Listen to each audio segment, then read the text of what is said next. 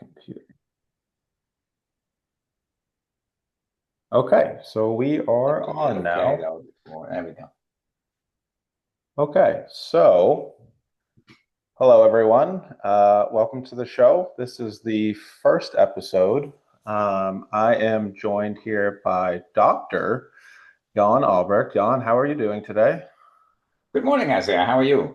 I am great. Today is Saturday, July 4th.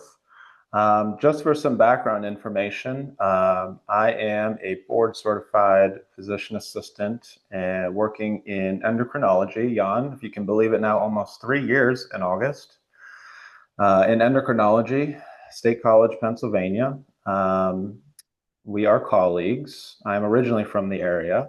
But enough about me. So Jan, please tell us, where are you from and kind of what got you into medicine, specifically endocrinology and so forth?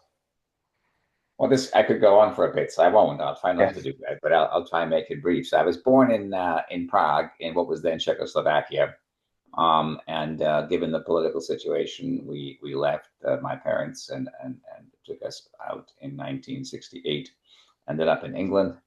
Did a lot of my foundational education, including medical school in England. Came to the U.S. In 1979, I think, somewhere in there. Um, and then why did I go into medicine? Well, that's a really interesting question. Nobody's asked me in a while, but I I actually like mathematics when I was in high school. I liked mathematics the most, and also biology. And so what I like about biology is the logic. A usually begins B, and so on. So that's what got me into medicine as a practical way of studying and using biology and the logic and pathways and so on. And then I actually got into endocrinology and diabetes by a back door, so to speak. So as some people may realize, endocrinology naturally splits into two pieces, which are very, very, very different. Diabetes and helping people live with diabetes is a big part of what we do, and that's all about people, relationships, behaviors, and so on. And endocrinology is all about biology, all the things that I went into medicine in the first place, pathways and so forth. Right. And so I actually got into endocrinology through diabetes. Um, we were challenged as medical students by our professor at that time. Again, this was in England. Uh, he made the point that insulin doesn't cure diabetes. Insulin is just a tool for managing diabetes. And despite of that, back certainly in the 1970s, we were still seeing a lot of complications of diabetes. And he challenged us to really focus on diabetes and help people not have these complications using the tool of insulin and the other tool. So that's how I got into endocrinology through diabetes, and then that brought me back full circle to my passion for pathways and relationships and so on. So that's a long Right. story. I told you I could Yeah. make it really long. Right. And you also are heavily involved in academia over the years. Can you just briefly touch on your kind of experiences teaching and researching and whatnot? Well, as I often say, I've never quite figured out what I want to do when I grow up, and so that's Yes. part of that part of the story, right? So, um, I really appreciate clinical medicine. I really appreciate being able to interact with patients and hopefully help patients live better lives with whatever it is that the problem is. Um, but my curiosity and my interest in understanding things naturally led me into academia. And so I've gone back and forth between being primarily in clinical medicine and doing some academic work, and actually being primarily employed as professor at Penn State for about 10, 15 years, doing some clinical medicine Mhm. uh, from that as well. Um, and I've been pretty eclectic when it comes to my research interests. It's really all of endocrinology. I've collaborated with many people in different areas, but my dominant primary personal area of research interest was preventing amputations in people with diabetes. Great, great. And so, just briefly touching on your own education, your medical training, residency, fellowship, whatnot. Yeah, as I mentioned, so I started out. Well, kindergarten was in the Czech Republic, Czechoslovakia still, but Just a few years ago. Yeah. yeah, just a few years ago. But high school, college, medical school were all in England. I was in Oxford, at University of Oxford for a while, and then at University of London. I came to Syracuse for my medical residency, and then Pittsburgh for endocrinology. Okay. So, thank you for sharing all of that. So, the predominant kind of discussion today is around hypothyroidism, which is obviously a huge umbrella of thyroid disease. Now, it is commonly taught hypothyroidism is a very easy thing to treat, and it's relatively straightforward, but obviously we've kind of begged to differ on that just a bit. Why don't we start with the basics? Why don't you just tell us about the thyroid, where the thyroid is, the thyroid function, and so forth, please? Yeah, so the thyroid is a gland in the neck. It's like a butterfly, wraps around the trachea, the windpipe, low neck, and it's actually somewhat challenging to describe the function of the thyroid because it's fundamental, it's foundational, and in people at least, in humans at least, it doesn't necessarily or shouldn't necessarily change much over time. It's just sort of there, though. So the way I usually refer to it or describe it is as the cruise control in the body. It actually makes sure that every single cell, every single organ runs at the proper speed that we think of as normal. And so the way your brain works, heart beats, bowels digest, kidneys make urine, whatever, don't even think about it. It all happens at a certain speed. Right. And that's that. And it turns out it's happening at that speed because the thyroid is telling all these tissues, all these cells how fast to run. Now, why do we even need a thyroid? Why doesn't just everything run? Well, evolutionarily, that's just the way it is. But importantly, in other species, the thyroid is responsible for significant changes over time. So for instance, when bears hibernate, as we know well here in Pennsylvania, central Pennsylvania, when bears hibernate, a significant component of why that happens, why a bear slows way down in the winter, is that the thyroid slows way down. Um, the thyroid is also involved in diurnal day and night kind of variations in some species and so on. So you can see when you think about how this works in other species, why you would want to have a thyroid to be able to slow down, speed up. In Mm-hmm. humans, in fact, typically in health, there are very minor variations. There are some, but they're relatively minor variations in how the thyroid functions. So typically, it's pretty steady, that cruise control 55 miles an hour, and we never even think about it. Right. And like most endocrine systems and biological systems, it's very tightly regulated with feedback loops and whatnot. Do you just want to briefly touch upon what the basic hormones are involved with thyroid function and how that's regulated and whatnot? Yes, absolutely. And this is actually quite important when we start talking about testing for thyroid disease. So the thyroid doesn't just do its thing on its own. It gets messages, and obviously the central organ in biology that controls most things is the brain. And so the thyroid gets its input. It's told what to do primarily from the brain. It's starts out in the part of the brain called the hypothalamus, and then the hypothalamus acts via the pituitary gland. And of course, the hypothalamus and the pituitary gland monitor how the thyroid's doing Hmm. as well. So that's when you talk about a feedback loop. That's what you're referring to. The hypothalamus and pituitary monitor the amount of thyroid hormone in the blood and compare it to what the brain wants and sends out messages to the thyroid what to do. The message, and something we'll be talking about a lot, is TSH. TSH stands for thyroid stimulating hormone, and it's the hormone made by the pituitary that tells the thyroid what to do. So we can actually use that, as we'll talk about in a little bit, in assessing thyroid disease. You implied earlier that most of the time, often thyroid dysfunction is pretty straightforward, and that's because we can tap into that TSH as a blood test. And fundamentally, when everything is straightforward and working the way it's supposed to be, when the brain doesn't see enough thyroid hormone, it puts out more TSH. So a high TSH in the blood implies that the thyroid is not making enough thyroid hormone for that person at that time, and vice versa. Low TSH means that there's too much thyroid hormone as far as the brain is concerned. Now, again, it's not that simple, at least some of the time, but that's the foundation of testing for thyroid dysfunction. Right.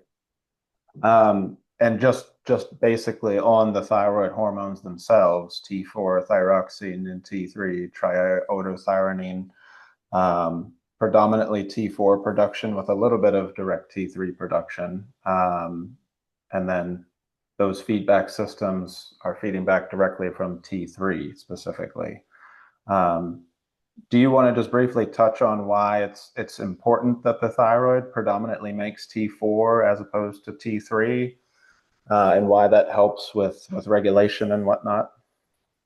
Yeah, so I don't know that this may be getting a little convoluted, but as you just said, the thyroid makes two different thyroid hormones, and we abbreviate them T4 and T3. As you just pronounced the full names, that they're going to be painful. So we'll keep talking about T4 and T3. And the T3 is the active hormone. The T3 is the hormone that does all the job.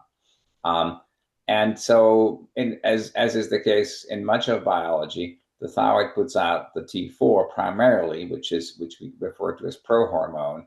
And then regulation of the T3 level also happens locally in different tissues, and there may be differences in how T4 is converted to T3 in different tissues and so forth. So it adds another level of control, though this is not important too much in a little bit, and again, we'll touch on this, but not important too much in how we think about thyroid dysfunction. Right. So for all the listeners out there that don't really know what any of that means, just in layman's terms, on a basic level, the hypothalamus and the pituitary are structures in the brain, and they make signaling hormones for the thyroid to make thyroid hormone, which we just talked about, T4, T3. For the nerds, T4 has 4 iodine atoms and T3 has 3 iodine atoms, which is why it's called thi and tri. And then if the TSH is higher, it implies that the thyroid hormones are lower. And if the TSH is very low, it implies that the thyroid hormones are quite high. Okay, so moving into specifically hypothyroidism, what are some kind of clinical signs, symptoms? Who are people, populations at risk, and how do you evaluate someone? This would be a 3-part question later on, how do you kind of evaluate them and assess this person's thyroid function, and what are they telling you what's important? That's about a 6-part question. Yeah, really. So, maybe more. So. Help me remember as we go along. But I think the first question you asked was the symptoms of hypothyroidism. So thyroid dysfunction is extremely common in some form or other, not just hypothyroidism, but in some form or other. Over a lifetime, about 1 in 4 women develop thyroid dysfunction, about 1 in 5 men. So it's exceptionally common, and we don't quite know why. I guess we could talk about mechanisms of disease a little bit as a sidebar. Almost all thyroid disease is autoimmune, which means that the immune system that is supposed to defend you against, or does defend one against infections and probably cancer as well, by recognizing something as foreign. If you get a sore throat, something like that, the virus is recognized by the immune cells as foreign and destroyed. Autoimmune disease means that the immune system is directing that destructive work against self. And you can imagine actually any number, all possible autoimmune diseases, depending on what the target is. For some reason, The thyroid is extremely prone to this, and which is why we see so much thyroid disease, but that's the underlying mechanism. Now, you were asking me about symptoms. Hypothyroidism, the easiest way to sort of imagine what hypothyroidism feels like is if you imagine what that hibernating bear feels like. And again, everything is slowed down. Now, we'll say that people are extremely variable in how much they perceive these symptoms. So there are some people who have very severe hypothyroidism, but tell you they feel just fine. And occasionally, we will treat them, replace thyroid hormone, and they still tell you there's no difference, which is unusual, very unusual, but can happen.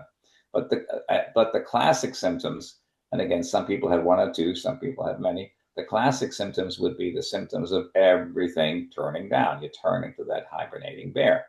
So just go, head to toe, so to speak.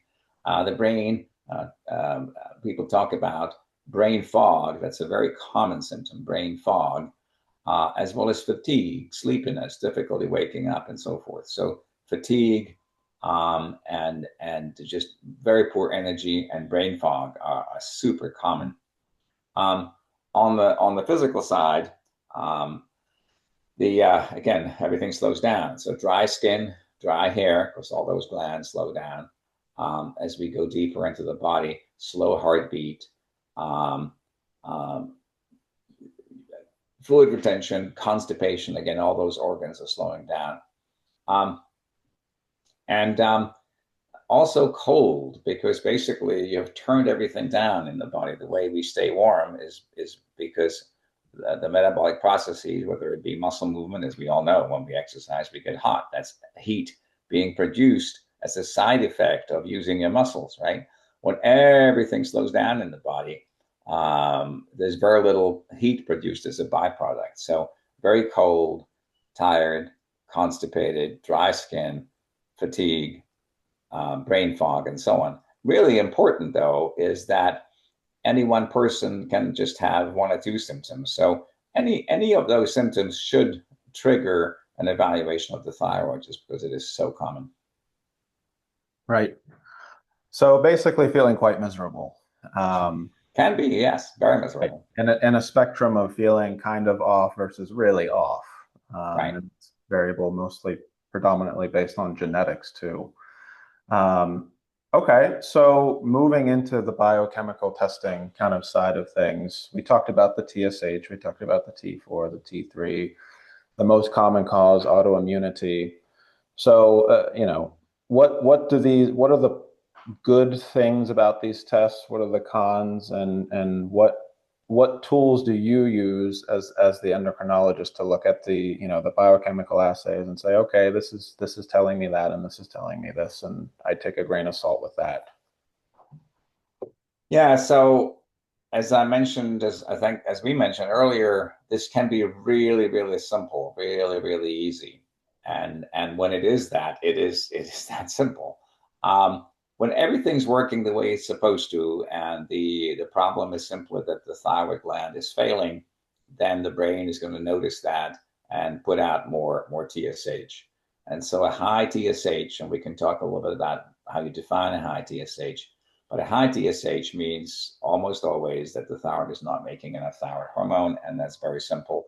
And we've done an amazing job as endocrinologists encouraging our primary care colleagues to just look at it that way. And much of the time, the only test that's done is the TSH test. And again, when it all works fine, then that's very simple and very straightforward. And it is probably in, 90-95% of cases. So that's nice. There are, unfortunately, multiple potential pitfalls. And we've done such a great job sort of explaining to people that this is that simple. You just get the TSH and it tells the full story and you're done. We've done such a great job that that's also become a barrier to people recognizing that the TSH doesn't always tell the story. And this is, of course, where we see so many people who come to us because they continue to have symptoms of very often very severe, very often very classic symptoms, but the TSH just doesn't quite tell the story. And of course, there's a lot more that can be done. there are many things to say about the TSH, and so let me make sure I get them all. But you help me out here, Isaiah. So Yes. one would be that the test itself is actually very challenging. So it isn't like taking a ruler and measuring the length of the staple or whatever. Most thyroid tests function or operate sort of as the analogy I like to use, looking through water into a mirror around a corner at something that's not lit very well. Right. And so when that works, it's great, but it often doesn't work. And so there can be situations, and we've seen, this is rare, but we've seen situations where different TSH assays, different ways of measuring TSH produced by different manufacturers give completely different results. And that's because of this phenomenon of how hard it is to look at the TSH. Right. And another problem with the TSH, and this is perhaps the most common, is that we don't actually know what a normal TSH is. Now, that may seem strange, but let me sidebar a little bit into how we define normal results in medicine and biology. So typically the way this is done is that we take, 100 people, 1,000 people, whatever, some number of people who declare themselves as healthy, and we measure whatever it is that we're interested in this case, the TSH, and then we do some statistics on that and say, okay, well, this range of TSH levels is quote unquote normal. Now, the moment you actually use the word normal, you've lost the battle, because no, it actually isn't normal. It's the reference range, right? Mm-hmm. So all a range tells us is if you take 100 people off the street who declare themselves to be healthy, what does that range of TSH levels look like? Well, one of the problems you have is that actually they may not all be healthy because thyroid disease is so common. Right. Many of them may already have thyroid disease, just don't know it. Another problem is that there is actually a variation in the TSH level with age, but it's so variable even within age groups that we can't actually define age-based reference ranges.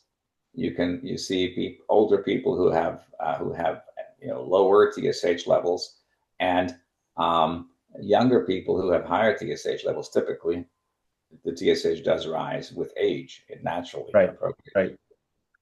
And so, and just, I'm sorry. Go ahead. Sorry, just for reference, and the TSH is measured in micro international units per milliliter. And a typical laboratory reference range is like 0.3 to 4.5 or 5.0 microUs per milliliter. And as you mentioned, that the test is extremely sensitive, and that is actually, while numbers wise seems like a very small range, it's actually a really big range.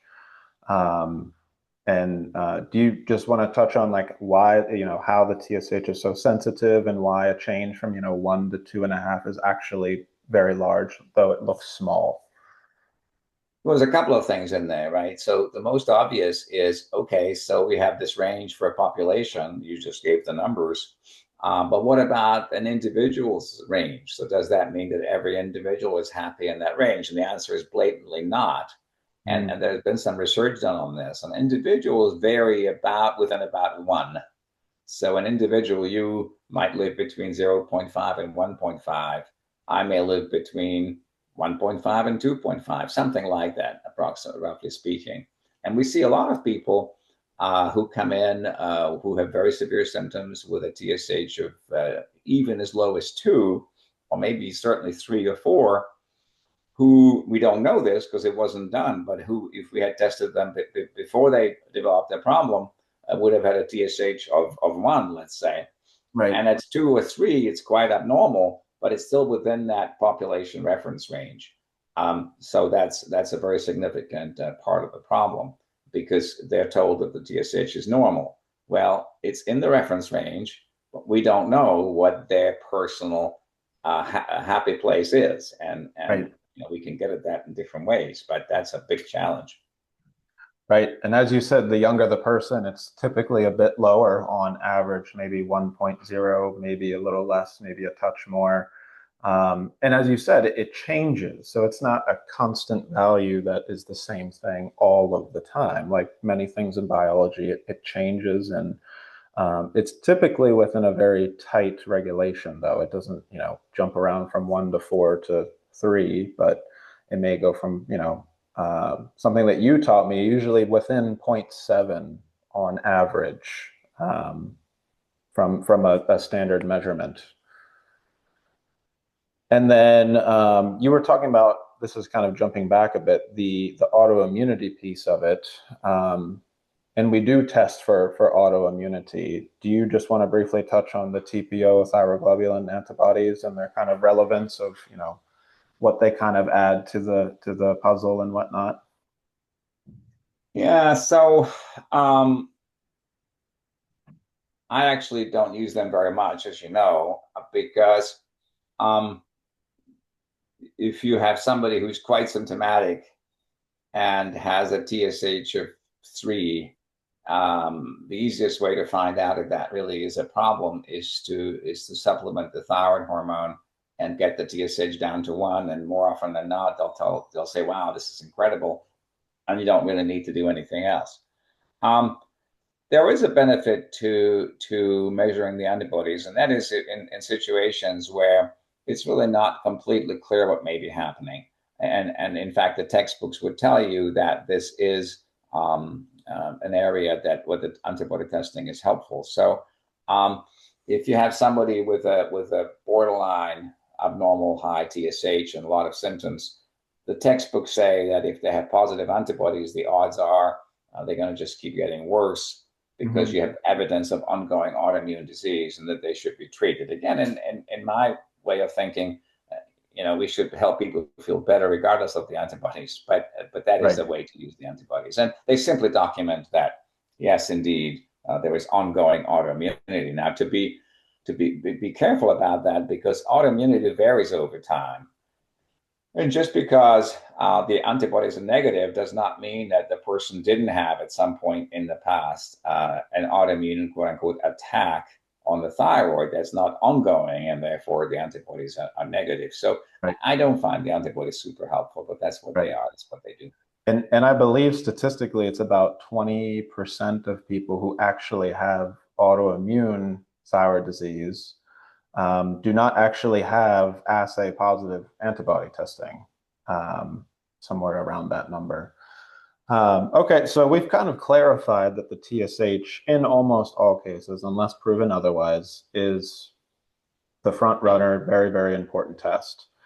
There is the T4, the T3, the freeze, the totals, the reverses. Do you want to talk just briefly on, why we kind of stay away from those in most situations with people with hypothyroidism, and why those tests can be a bit more challenging to interpret as opposed to the TSH?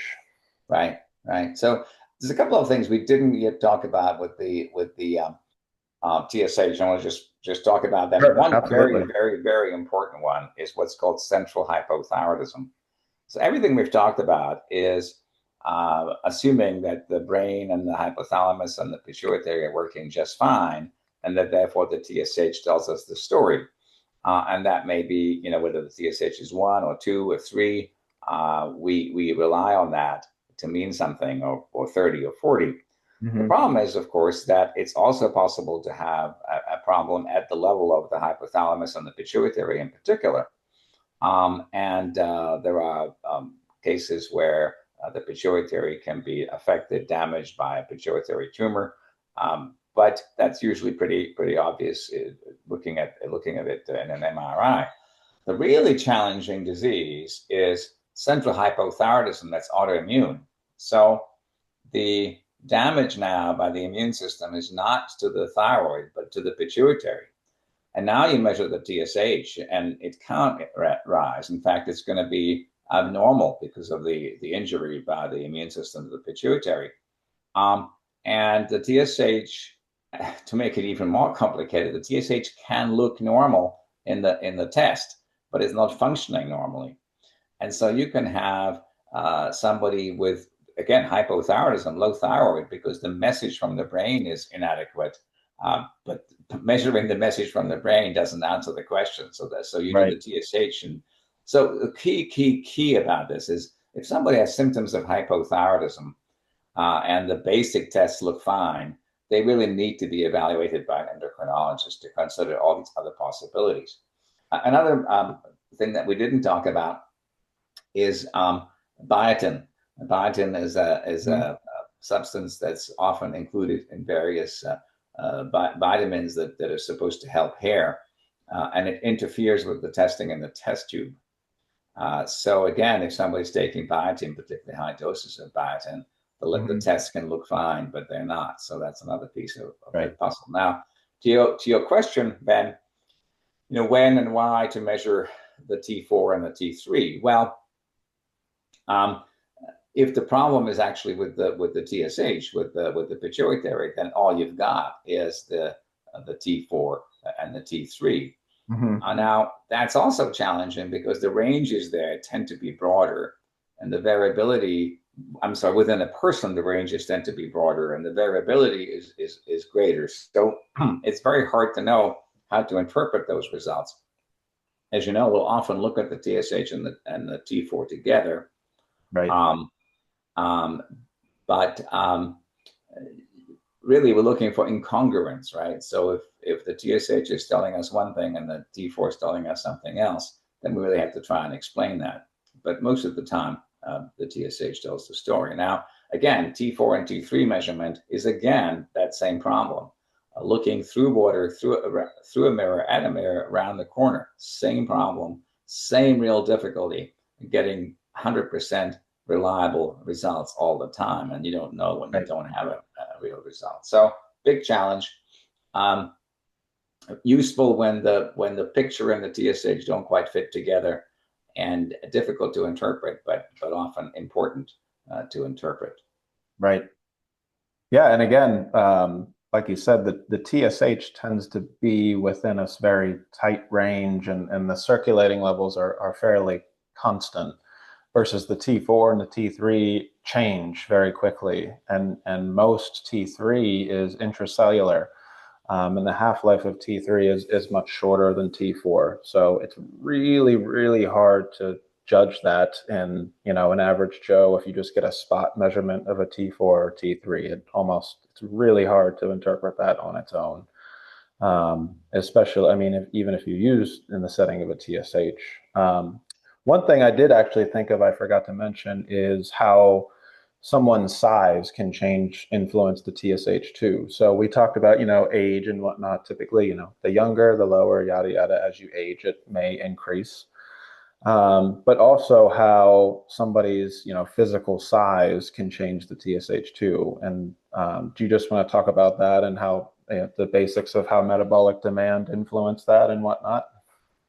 Yeah, that's a really interesting question. And it's not, I don't think, as well worked out as would be ideal, but basically there is a relationship between obesity and TSH. The TSH tends to be higher in people who are obese, and you would think, well, obviously that those people have hypothyroidism, and that's what's causing the obesity. Well, first of all, the TSH doesn't go all that high. It's going to be 2, 3, maybe 4. But second of all, it seems to be the other way around. So it seems to be that the obesity is actually somehow causing the TSH to be higher, and giving people thyroid hormone in that situation doesn't seem to make much difference. So it can be confusing, though, certainly. Right. I think the really, really big takeaway here, not only with hypothyroidism, but in general in medicine and science, is that on average, there's not a lot of black and white. There's not a lot of absolutes. There's a lot of variation, and there's a lot of person-to-person dependence. Genetics obviously influence that a lot. Like you said, we've seen some people with TSH levels, 5, 10, 15, and they feel fine. And we've seen some people with 2.0 and they feel terrible. They have a little bit of thyroid hormone and they are, a revelation to their life. Okay, so kind of moving forward, we've really hammered on the testing. We've really hammered on the signs and the symptoms and with specific populations. So moving forward with, how do you approach treatment as an endocrinologist and, general medicine? what is your approach to that? What's the kind of standard of care and so forth?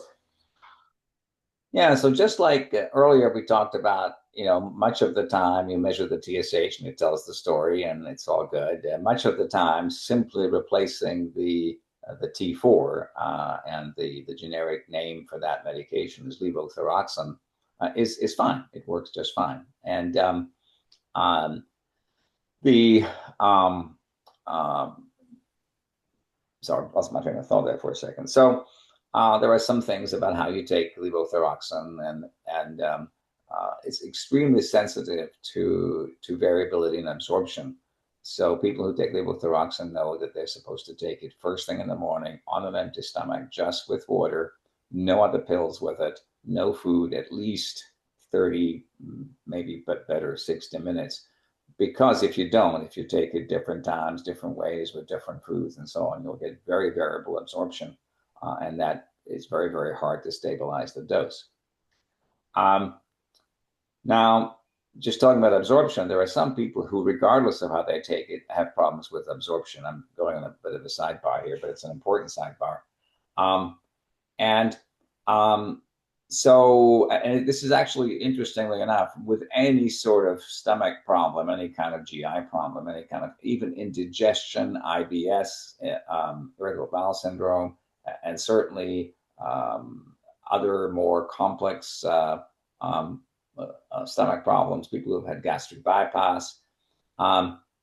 Some people just don't absorb the thyroid hormone very consistently, and that's a challenge, and we have various ways of trying to deal with that, including occasionally giving the thyroid hormone under the tongue to dissolve, so to bypass the stomach. Mm. There's a solution that can be used under the tongue, and so forth. So that's taking the levothyroxine, again, most of the time really straightforward, but some of the time not so much straightforward. Another problem is that people often underdose. So somehow there is this idea that if you just give a little bit in somebody who has a minor problem, like beginnings of hypothyroidism, that's fine. Well, it is, except the hypothyroidism tends to progress. And so for the first few weeks, few months, maybe a year, that low dose is working great. Mm-hmm. But then the symptoms come back and it's not enough anymore. And we see people who come in really concerned, what's going on? Why do I need more every year? Right. And they think something terrible is going on, and it will just keep going on forever, and eventually it won't work at all. Well, no. There was a rough calculation, something like 1.5 microgram per kilogram, give or take. Mm-hmm. And we know that, in fact, eventually there was a dose that then replaces all thyroid hormone in the body. And that's the dose that a person needs. So we, again, as you know, tend to be a little bit more aggressive in replacing with higher doses earlier to avoid this creep and recurrence of symptoms over years. Right. So I think that's probably everything that can be said about levothyroxine. Can you think of more? I think that's about everything. And as you had said, echoing again, levothyroxine is just pure T4.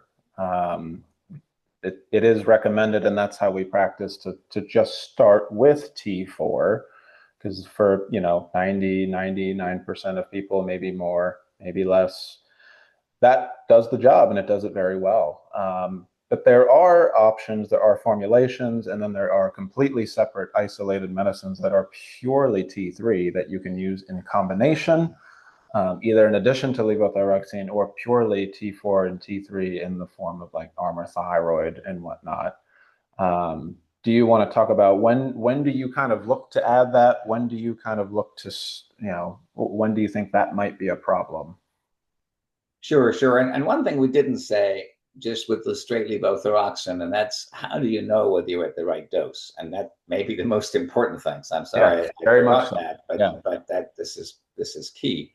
Just as we talked about the TSH not being highly variable between people, and we still don't know. We're treating somebody for hypothyroidism, we still don't know what their sweet spot TSH is. There's no way to know.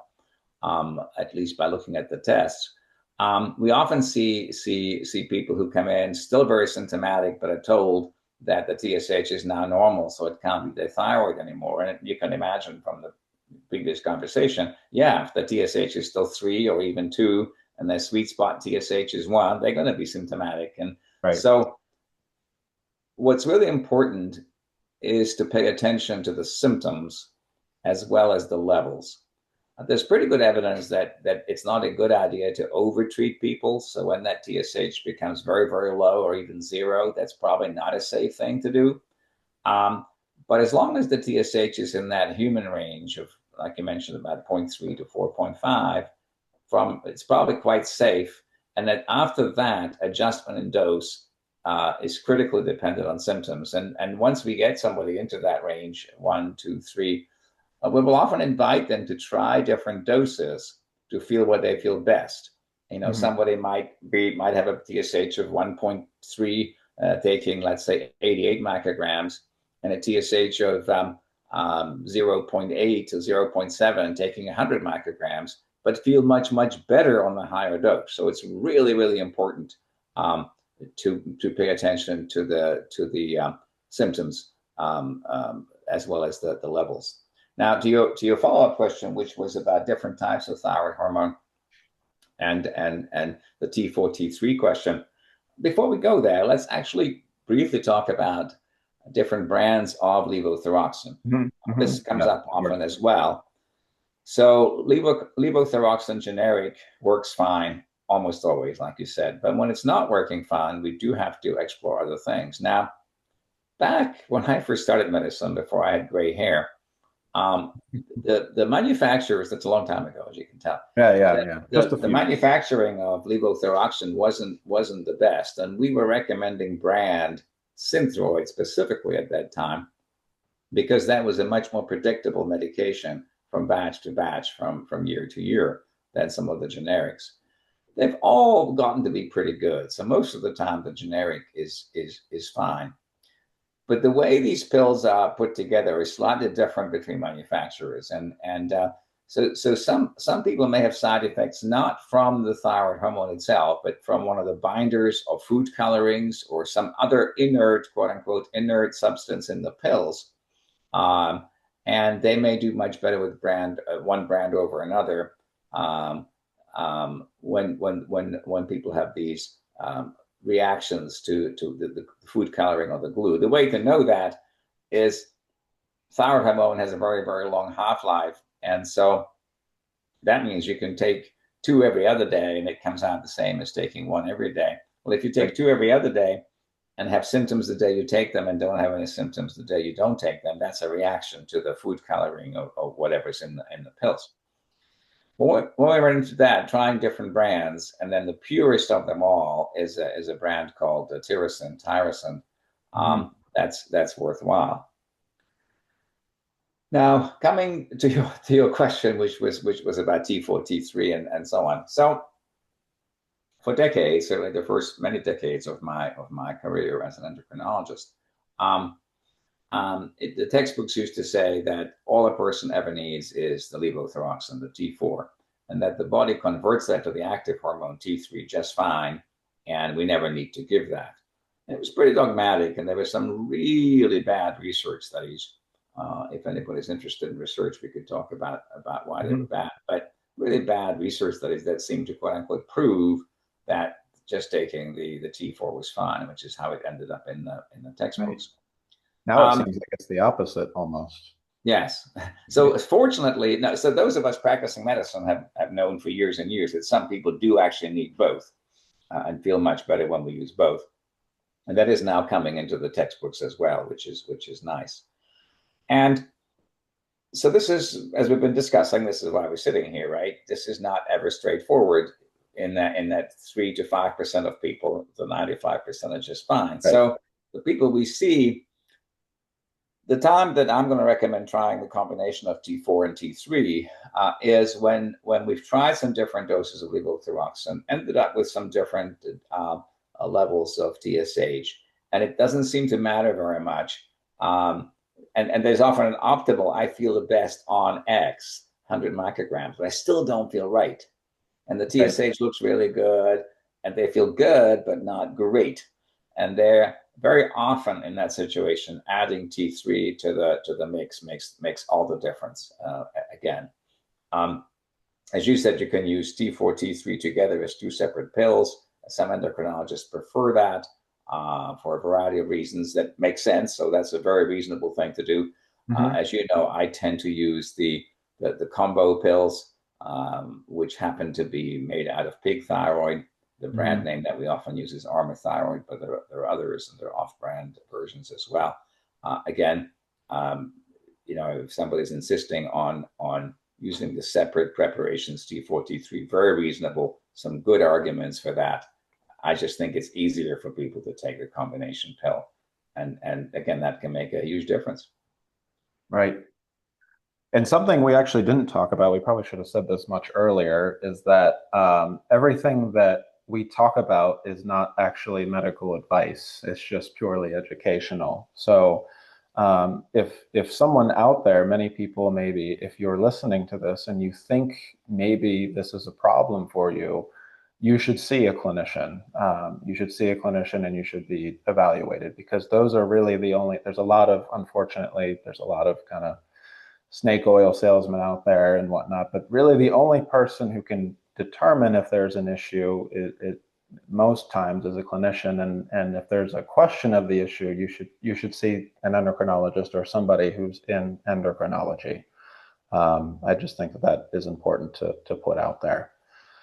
Okay, so we talked about, the pathophysiology, the biology, the testing, the treatment, and whatnot. Is there anything you want to add to that, in terms of, what one thing that comes to mind for me is, what determines successful outcomes? What things do you look at in terms of testing and how they're feeling? It might be a fairly obvious question, but I think it's a nice kind of bow on the end of the present. Well, as has been implied many times in our conversation here, right? Paying attention to how the person feels is critically important. And trying some different things till that's optimized is really what we do and what we need to do, what we should be doing. Um, but sometimes there is something else causing how the person feels. There is such a thing as chronic fatigue syndrome. I apologize, that's been renamed recently. I don't have that memorized. Um, there are such things as fibromyalgia and so on. So uh, when we see somebody new like that who's really struggling to find the optimal dose of thyroid hormone or even be diagnosed, key thing to say is that we will absolutely, and as our conversation has implied, we will absolutely work really hard and try some different things till we exhaust all possibilities. But the outcome of all that can be that, yep, it's not the thyroid, it's something else that's causing you to feel the way you feel. And we can say that reasonably conclusively. And so now please go and seek the answer elsewhere so that you do end up feeling better based on whatever the other diagnosis may be. Along the same lines, though, if you have symptoms consistent with hypothyroidism, and I think you just said a moment ago, and you're struggling to get help, you should seek more help, because you really should. Everybody deserves to have some of the things we talked about, some different doses, looking at different TSH levels, looking at different preparations. And until that's all been done, you can't say that this is the best you can be from the thyroid disease. So I think what do you call that, a takeaway or a bow on the On whatever. the present, yes. Yes, absolutely. And that's the most important. If you're concerned, if a person is concerned that they have undertreated or undiagnosed thyroid disease, all the things we talked about need to be looked at. Consideration: is it central? Is it a test problem? Is it the wrong preparation? Has the dose been explored? Has the different preparations been explored, and all that? Really important. But then ultimately the conclusion can be, okay, it's not the thyroid. Right, absolutely. Um, and this is kind of a out of the blue question that I just thought of, is because sometimes we do have some patients who they kind of view this as like, oh, do I, I have to take a pill forever, or I have to do something for the rest of my life and whatnot. And I think it's important, especially your perspective on this, is that you don't necessarily have to do anything you don't want to, but you could kind of view this as, this is a hormone replacement therapy, and while you don't have to do it, you will probably conceivably, if you have symptoms at least, you're going to feel worse, and your longevity in the long run will just, it won't be as ideal as it could be. Well, absolutely, Isaiah. So you make the point in general in medicine, it's always the person's choice, right? What they do. But I think with respect to thyroid hormone, this is not a drug, and Right. people often worry and wonder, why, why do I? How does a medication affect me from a side effect perspective long term? Well, these are not medications; these are replacing something that should be in the body. There are indeed many people who take thyroid hormone for forever. Their children diagnosed with this, and it has no impact on longevity or anything else because it is simply replacing the natural hormone. Right, absolutely. Just like any deficiency, if you're deficient in testosterone, estrogen, any kind of hormone, that I think that's one thing that, at least in my experience, maybe you are different, but I find when I tell patients that, or when I tell people that, they kind of like, oh yeah, I guess, it is kind of a form of kind of quote unquote HRT, which is kind of a broad term that seems to be used specifically for like women's health and whatnot. But in realistic, it's used for any kind of hormone deficiency that you're treating with the hormone. Absolutely. Um, Anything else that you want to add on testing, diagnosing, treating, anything along those lines at all? No, I think we've said it, and without, you know, insist on being properly evaluated, fully considered. That's the bottom line. Yes, absolutely. Um, and what else do we have on the itinerary? I don't have it in front of me. I've been looking at the outline here, and I think we've hit it all. I think we've hit it all. Okay. Anything in general that you want to add to that, whether it be thyroid or just in general? Only that I really enjoyed this conversation, I say. I think Yeah, it's a great it was idea. great. So thank you for this. Yeah, absolutely. Um, if you're listening to this, as I said, we recorded this on July 4th. This will most likely be uploaded on Sunday, July 6th. Um, Jan, thanks so much for coming on. Really appreciate it. For those of you at home that maybe weren't paying attention earlier, Dr. Ulbrecht and I actually work together. He is my supervising physician for almost 3 years now. Like I said, very, very weird to think about. Um, and one thing I'll add to all of this, in my experience, is that when I came to this clinic, like I said, thyroid disease, when you're taught in training, like many things, thyroid disease, diabetes, the training is rather bad. And you're not really taught specifics. You're taught, TSH high, not good, treat. But you're not really given ranges, you're not really given perspective, and you're not really given kind of guidance. It's more or less kind of blanket statements. So there are very small, intricate pieces of information that you and all of the rest of our colleagues have kind of shared with me that have made a huge difference. And it really opens your perspective on what things you need to be asking, what things you need to be looking for. And inevitably, at the end of the day, what you're doing is you're treating the patient. So um, the goal at the end of the day is to always kind of treat the patient, make them feel better, and do what's best for them. So okay. And anything else from your end at all, Jan? Have a great day. Okay. All right. Well, thanks a lot. This is the first episode. Hopefully, some many more. And that's that.